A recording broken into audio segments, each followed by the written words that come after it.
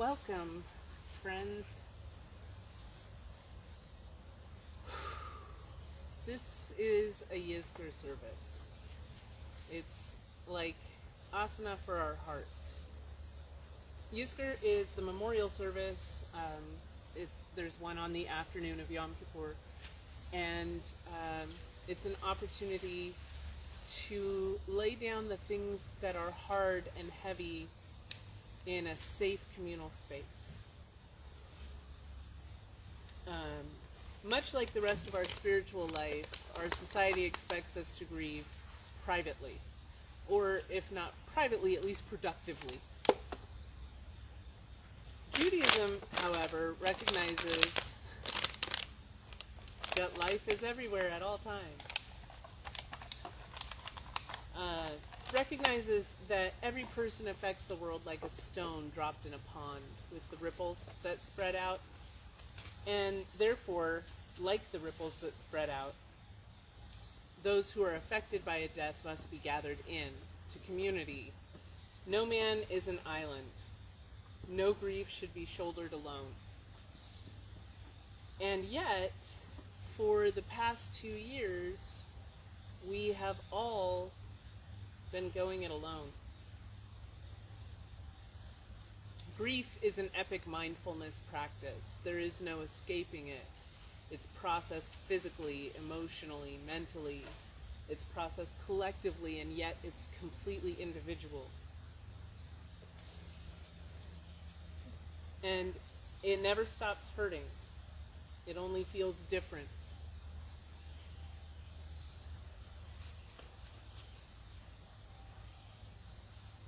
You need Yizkor yoga.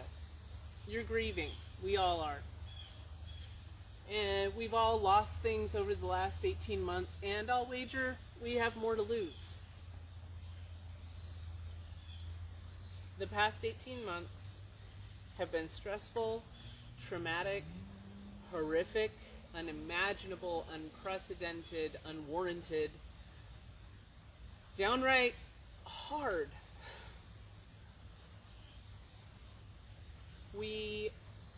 We've had our faith shaken, we've had our hearts broken, we've been dumbstruck, we've been mystified.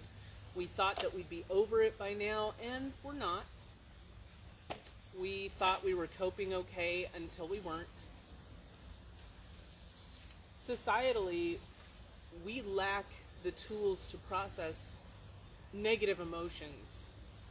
And in fact, we can't process COVID-19, the Delta variant, the police brutality of 2020, the extraordinary collective activism of the last summer, the 2020 election, the rifts in our community and our relationships.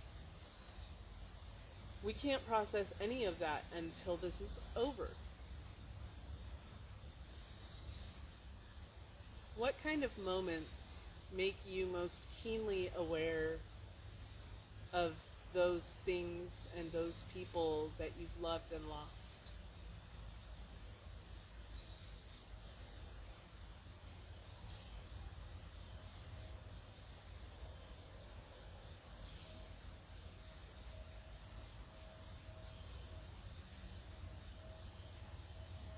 Where are you in this moment?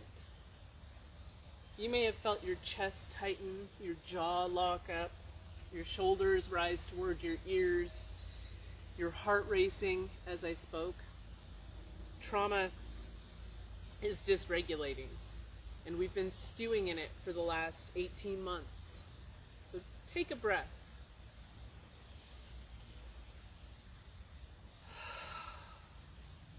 Move your jaw.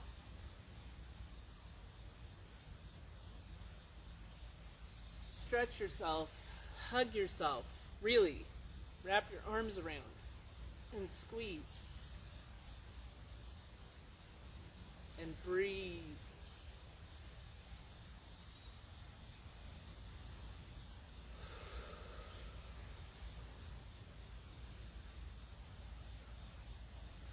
In your grief, what is it that you need?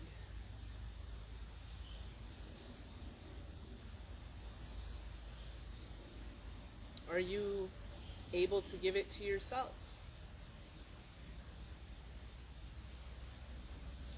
Are you able to ask for it? And in their grief, are those around you able to provide?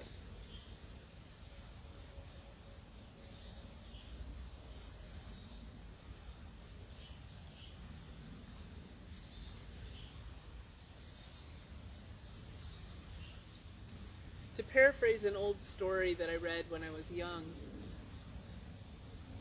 a man doesn't truly die until he is forgotten. Sitting in the community of Yizkor service, or virtually as we are now, but preferably sitting in that physical presence of others, knowing that they feel as you do, knowing that they have the ability to tap into empathy from having felt as you do now, it's comforting.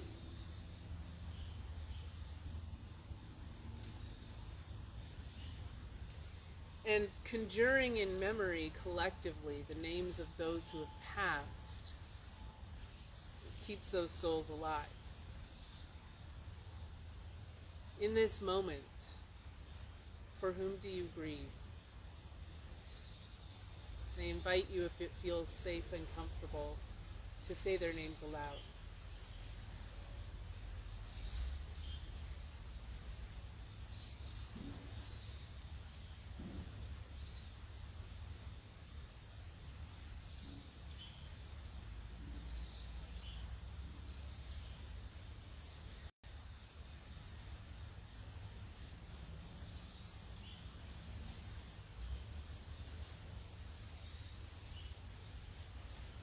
Where Does It End? By Rabbi Ben Zion Boxer. I look out upon the far horizon. Where does it end? The line drawn by my eye is only imaginary. It will recede as I come near it. Space, like time, is continuous, and there are no sharp interruptions to differentiate one thing from another. And is it not likewise with my life? I look back into my past. I cannot tell where it began. I am familiar with some of my ancestors, but my life did not begin with them. It stretches far back into time beyond my reckoning. A long line of generations labored to produce me. The peculiarity of my walk, of my smile, may go back to one, and the bent of my mind to another. The sound of my voice may carry an echo of some unknown benefactor who passed something of himself on to me. The seed that develops in me was planted in a faraway past, and as I reap the harvest, I know that other hands made it possible. Equally long is the line of my spiritual ancestors. The love of life and the sense of kinship I feel for my fellow human beings are but simple expressions of my spirit. But human beings achieved it after groping and suffering. The first person who rubbed two stones together to produce fire is my ancestor, and so is the first person who discovered the glow of friendship in the clasp of two hands. The people who explored the seas and the mountains and who brought up the hidden riches of the earth are my ancestors. They enriched me with the fruit of their discoveries, as well as with the spirit of their daring. I am what I am because of the first amoeba that developed into a more complex form, impelled by the divine imperative to grow. 1,000 sunsets have shaped my sense of beauty, and 1,000 soft voices have taught me to be kind. Waters from 1,000 springs have quenched my thirst. I look out upon the world and act in it with all that is mine, with every past experience, and with everything that entered into it. As I think of the long line stretching far into the past, I also cast my glance forward. The line into the future is just as unbroken. It moves through me into generations yet unborn. And as I think of this, I'm comforted. For I am a point in that line, and the course of existence travels through me. I have inherited from all the past, and I will bequeath to all the future. In the movement of that line lies the secret of immortality, and I am part of it.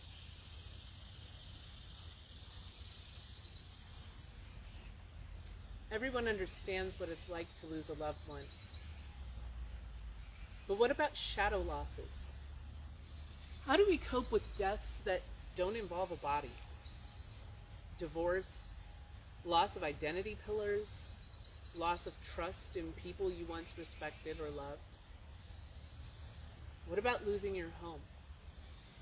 A car, a job, a business, the opportunity to travel, the ability to pray safely, the ability to safely be together.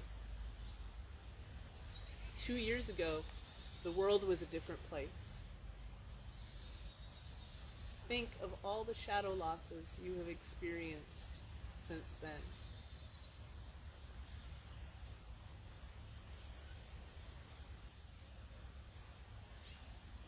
Breathe.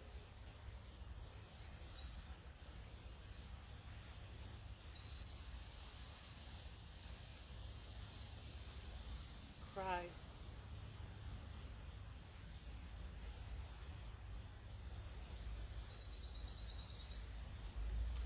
For each loss that comes to mind, if it feels safe and comfortable, say out loud or to yourself, I miss you.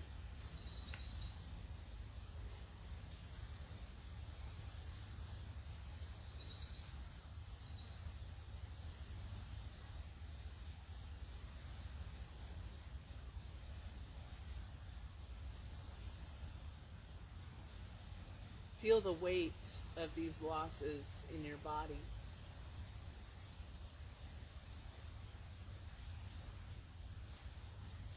Feel the holes they leave behind.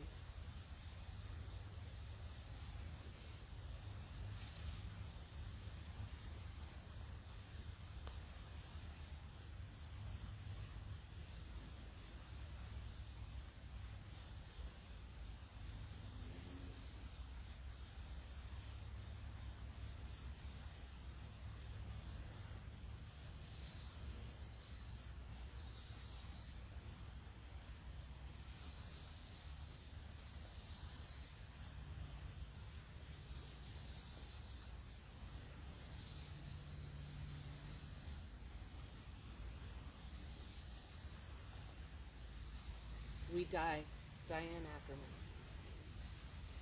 We die despite appointments and feuds, while our toddler, who has recently learned to say no, opens and shuts drawers 100 times a day, and our teen braces for the rapids of romance. We die despite the contracts and business trips we planned, when our desk is untidy, despite a long list of things to do, which we keep simmering like a rich broth. We die despite work we cherish, marrying whom we love, piling up a star-spangled fortune, basking on the Riviera of fame, and achieving that human participle with no known object. Life is not fair, the old saw goes. We know,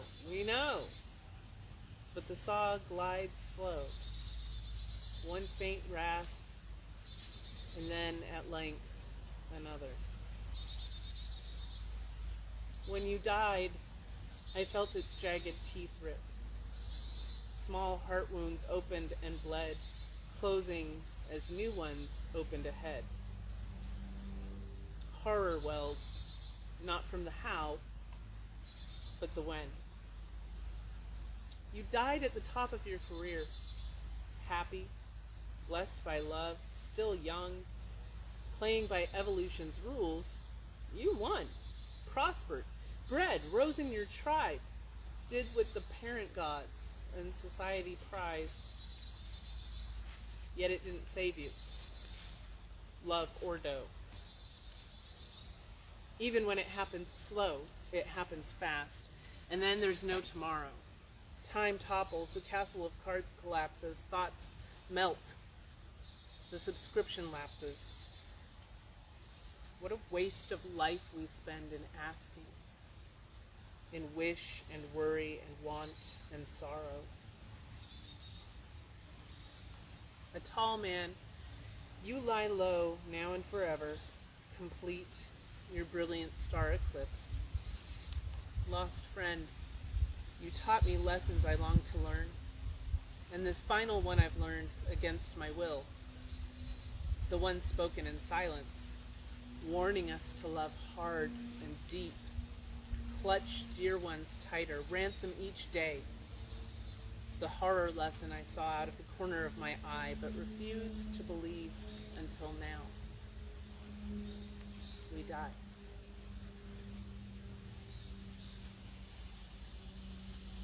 Over 664,000 people have died of COVID in the United States alone. 4.55 million people worldwide.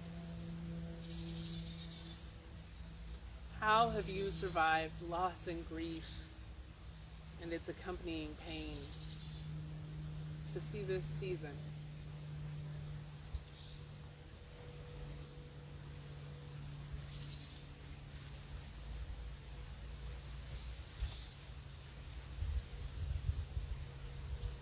Prior to the pandemic, 1 in 8 Americans was employed in the healthcare industry.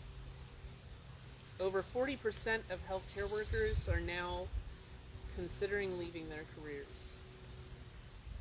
This shadow loss is a loss for us all. In praise of hands, Jeanne Briner, that they are slaves, that each tendon's a rope and the knuckles are pulleys,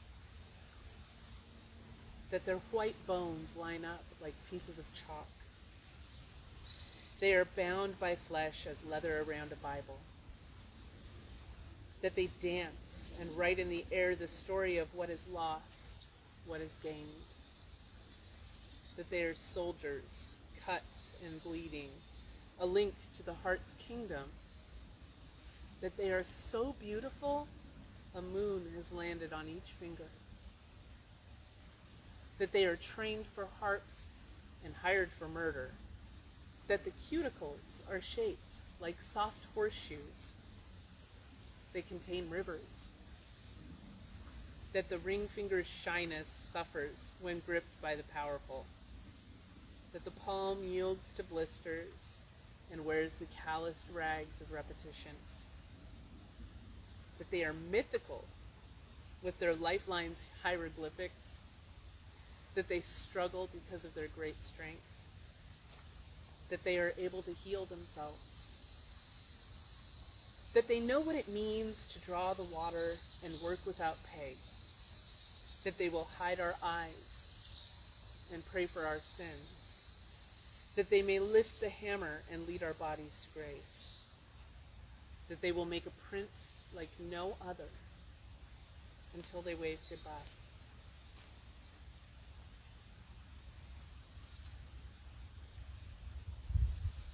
In what ways have you been sustained and cared for by others?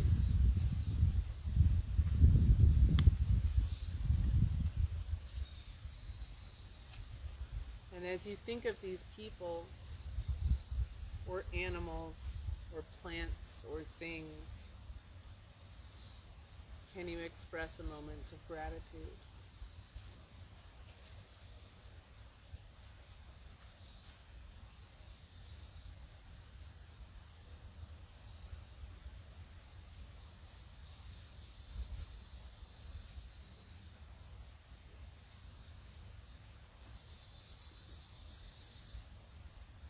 And as you harness that gratitude, how can you, moving forward, sustain and care for others now?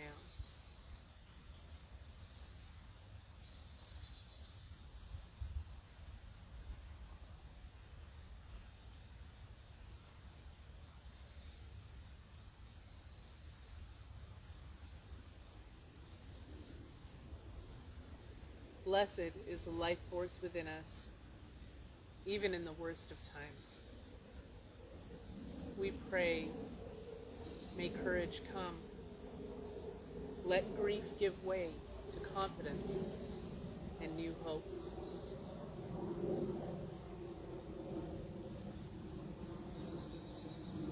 What are your sources of strength when you most need a rock?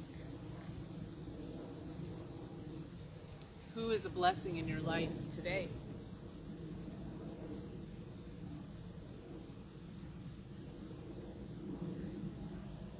Remember that those who have passed continue to be a blessing.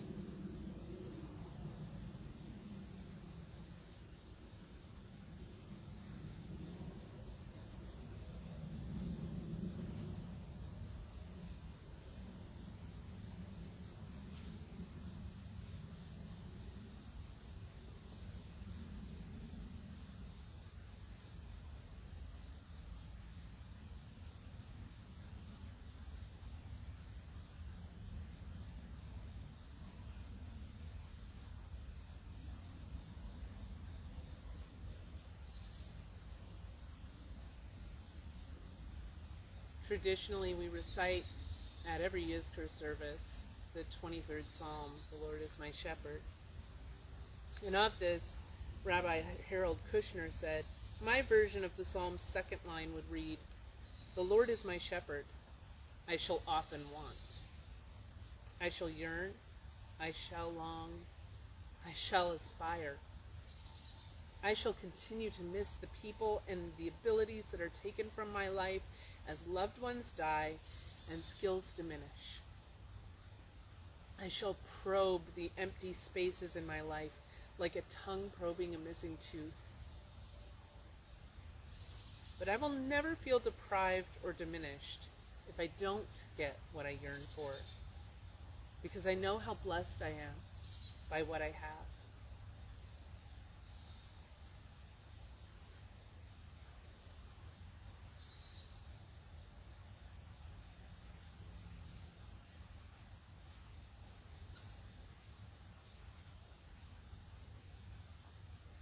Inhale another moment of gratitude. And if it's comfortable for you, speak aloud 3 blessings that you have now.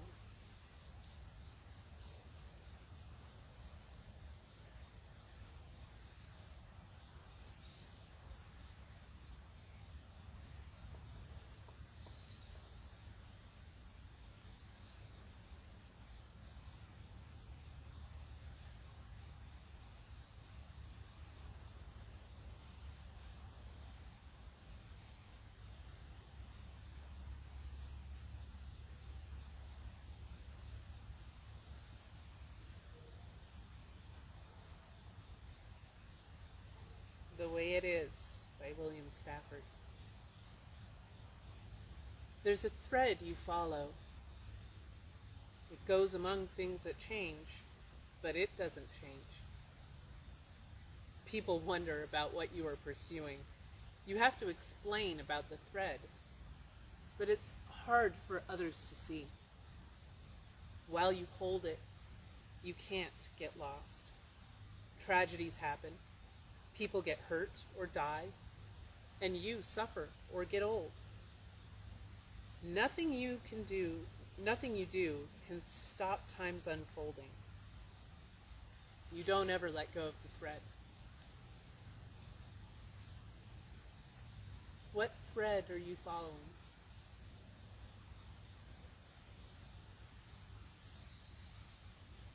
Whatever it is, my dear friend, don't let it go.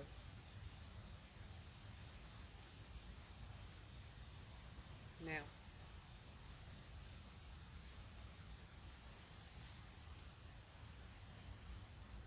In true Jewish fashion, we make space for and acknowledge grief, but we don't linger.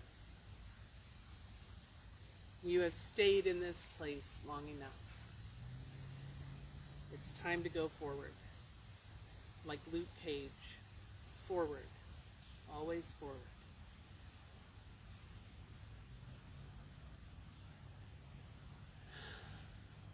Turn your face to the future. Believe that you can cross this sea and survive.